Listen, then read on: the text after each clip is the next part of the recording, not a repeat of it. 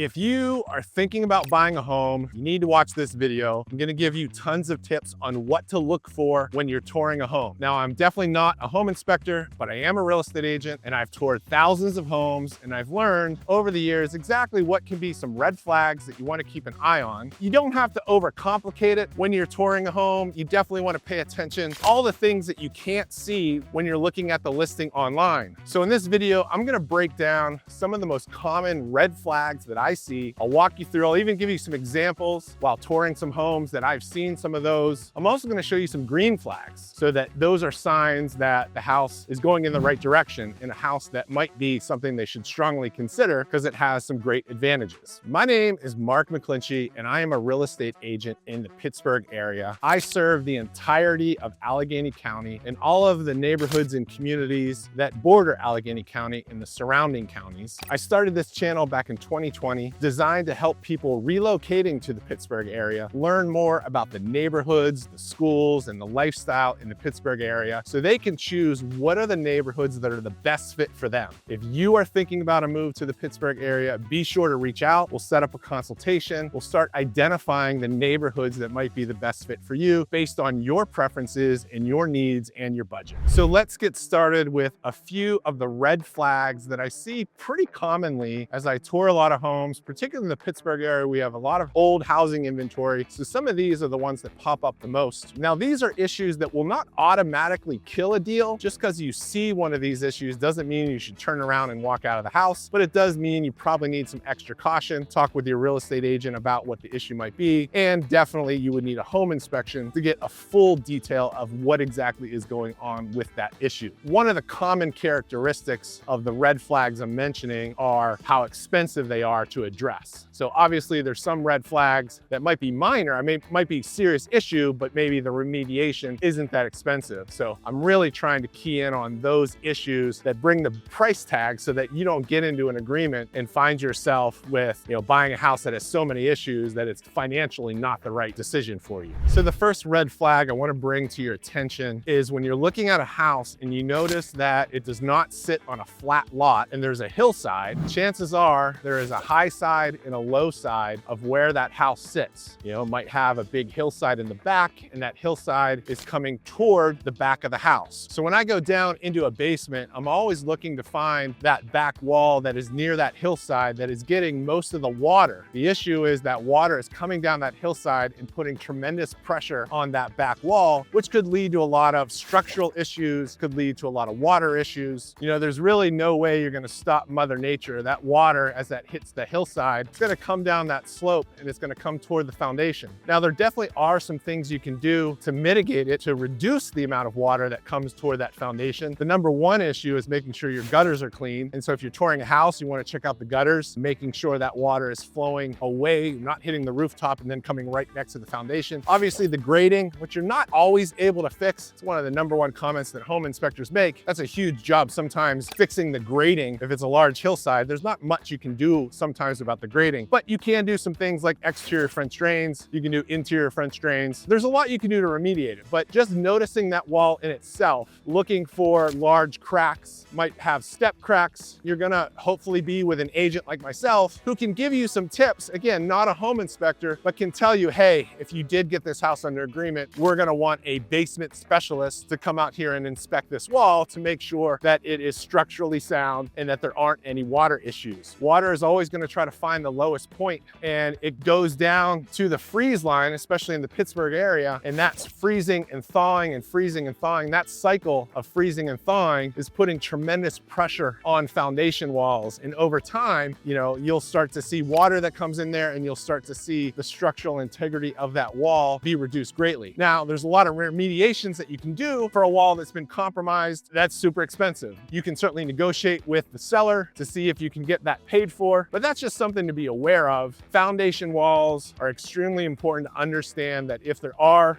cracks or there's water entrance, you're gonna wanna make sure you get that fully inspected. The next red flag I wanna bring to your attention are lateral sewer lines. So you've got all of the fixtures in your property that are waste lines, sinks, toilets, and other sewer lines that all connect to that lateral sewer line, and then they go out to the main sewer line with the township. A lot of older older homes, built in the 60s, 50s, and earlier, those are often made out of terracotta or cast iron. And both of those materials, they don't last forever. And so terracotta is susceptible to cracks and collapse, root intrusion. You see that a lot if you're in a wooded area with a lot of trees. So it's very important to make sure that your lateral sewer line is inspected by a plumber to get a camera down there and assess what's going on. Oftentimes, there's no issues, but that'll give you peace of mind knowing that you're not gonna have any issues. But if there are issues, oftentimes, it gets to something called a house trap, which is common in the Pittsburgh area. And those house traps are sometimes difficult to get past, or they're so old. Oftentimes those house traps need replaced. So get a sewer inspection, particularly if you have an older home with terracotta or cast iron sewer pipes. The next red flag I want to bring to your attention is knob and tube wiring. So what we're looking for up in the rafters is we're seeing if we find any evidence, which we do right here, that little knob and that little knob, that is knob and tube wiring. Now, it doesn't appear to be active. There aren't any wires going in or out of there. However, the red flag is that we have a major homeowners insurance problem with these vestiges. And here's a couple more. So throughout the house, we have no idea behind walls whether or not there is active knob and tube wiring. So a home inspector is gonna identify that, give you that report, and then you might say, hey, no big deal. We don't think there's knob and tube wiring that's active, but your homeowner's insurance company is going to ask that question directly, and they will stay away from knob and tube with a 10-foot pole. So you're gonna be in a lot of trouble. So then if you love the house, you're gonna have to negotiate with the seller that maybe it can be completely removed from and there are electricians that'll do that, but just know that knob and tube wiring, those are good examples. You can see it pretty clearly. That will need to be addressed through the inspection process and through the homeowner's insurance policy. So knob and tube wiring, definitely something to be aware of and to know that you should talk to your homeowner's insurance rep. And I work with a great homeowner's insurance rep. I work with Mike Sharp, who owns his own agency, and he's phenomenal. So anybody working with me gets an opportunity to work with Mike Sharp. So big shout out to Mike Sharp, who does an awesome job with homeowners insurance and all the insurance needs of my clients. So the final red flag I want to bring to your attention are retaining walls. So here we are at this nice house here. Just did a nice tour. Buyer's super excited about the house. But I did point out, if you look at this retaining wall, it's definitely leaning, to the right. It's not a huge wall, but you'd be surprised that something like this can be a considerable expense. So the wall just clearly needs to come down and then rebuilt. You might be able to do it on your own if you're super handy and adventurous, but calling in professionals is going to be really important. But you can see from this angle how much lean that wall has. But let me go over to the other side of the property and show you perhaps a more concerning wall. And it appears, and we don't know unless we get a survey, but the property line runs right down this diagonal line. Here's the neighbor's house and here's this property. Looks like this is their fence. So we would need a survey to know for sure whose retaining wall it is, whose responsibility it is. But you can see it's only a small 3-foot high wall, but it is considerably leaning and it's probably encroaching on this property. So this is a wall that clearly needs, addressed. The question is, whose responsibility would it be? And as a prospective buyer, if you're thinking about a home like this, these are tough questions to get answered. You're gonna have to do some research during, either before you make an offer or once you have it under agreement. But a wall like this to repair is not going to be cheap. It's going to be super expensive. So this could be a super sneaky expense that you would want to take into account when thinking about purchasing a property with this type of retaining wall. But retaining walls, definitely in general, retaining walls, they get a lot of water, they get a lot of lean, they just don't have the structural integrity that most walls should have. And so they lean over time and they definitely need replaced and they are quite expensive. So be careful with retaining walls. So all the issues I'm talking about that are red flags, none of them have to be deal breakers. If you fell in love with the house and you think it's the right fit, you can deal with these with a proper inspection, with proper remediation, and hopefully with strong negotiations with the seller to address address these issues before you move forward with the agreement. So if you are thinking about a move to the Pittsburgh area and you're not familiar with all of the neighborhoods and communities that are offered here, you're gonna wanna check out a free guide in my description. There's a link to a relocation guide. Go down there, or there's a QR code on your screen, grab that with your phone, download that guide, and you will see deep dives into communities, giving you information about the real estate markets, about the schools, and just general information about what it's like to live in the Pittsburgh area. So be sure to check out that Pittsburgh relocation guide and answer some of your questions. Feel free to follow up with me directly if you have additional questions.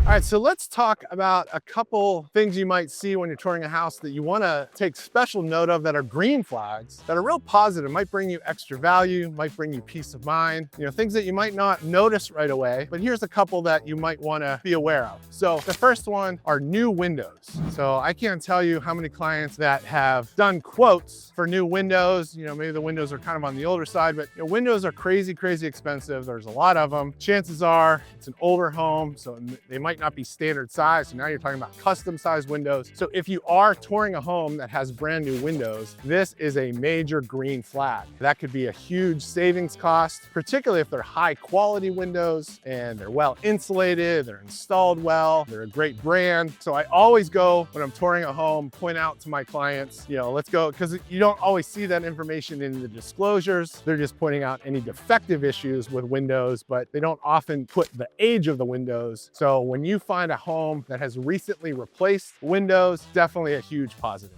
Another green flag is I tour a lot of homes that have carpet, and most buyers don't like carpet, especially if someone else has been using that carpet for a long time. But if it's an older home built before 1965, there's often hardwood floors under the carpet. That's definitely a green flag. So yeah, when you're in an older house, you see hardwood floors like this, and then you see carpet, but there's a good chance that underneath this carpet, this home was built in the early 1900s. Pull up a corner, I like to go in a closet. You pull it up and you can see that we most certainly do have hardwood floors. So that is a good sign. When you see carpet, the age of the house probably indicates whether the hardwood floors continue through most of the bedrooms. The next green flag is seeing a basement that is fully waterproofed. So if you can see along the edge here, this is an interior French drain. There's a cavity below the floor level that any water that's coming through the wall, which again, keeping Pittsburgh basements 100% dry is sometimes an impossible task given the topography and given the weather that we have. We get a lot of wet weather and a lot of rain. We had a huge rain yesterday and last night. We're actually hearing active water come down this channel and into this sump pump right here. And so this is getting pumped outside up here and then out into the yard. So this is a sump pump. Seems like it's older. I don't know the exact age of when this sump pump was installed, but I think this is great. I would much rather see a basement that has been waterproofed than a basement that has not been waterproofed. A waterproofed home, from what I've seen in most cases, is definitely a green flag. And finally, one of the things I see in some homes, particularly in the Mount Lebanon area, is junior beam construction. Okay, so we're in a Mount Lebanon home, and right here, what you see is junior beam construction. And I am not a building expert, but I'm in these built homes enough in the Mount Lebanon area to know that these steel beams at the time were sort of state of the art.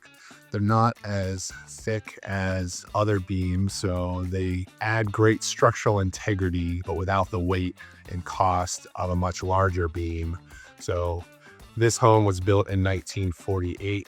And what we have here is junior beam construction. So junior beam construction, definitely a green flag if you can find a home with that type of construction. So when touring homes, not every single issue you're gonna see is a deal breaker. And so obviously the most important thing is to get a home inspection from a reputable home inspector. I work with some of the best in the area. The key with the issues I'm bringing to your attention is just to be a more informed buyer. You just wanna set the right expectations. if you are buying older homes, they does not mean that they're all automatically bad. So even all the red flags that I talked about, they can all be properly managed. It's just a matter of going through the right process. It all starts with a home inspection and then hiring the right professionals to address it, and then negotiating with the seller a fair compromise to deal with those issues. So if you're thinking about a move to the Pittsburgh area, the next step is really simple. Just reach out. No matter what your timeline is, we'll set up a consultation. We'll figure out what your needs are. We'll start identifying the neighborhoods that are going to be the right fit for you based on your preferences and what matters to you most, what's going to fit your lifestyle, and what are the needs that you have with a house and with a community. And then we'll just move forward and make sure that your transition to the Pittsburgh area is super seamless and no stress. Thanks for watching, and welcome to Pittsburgh.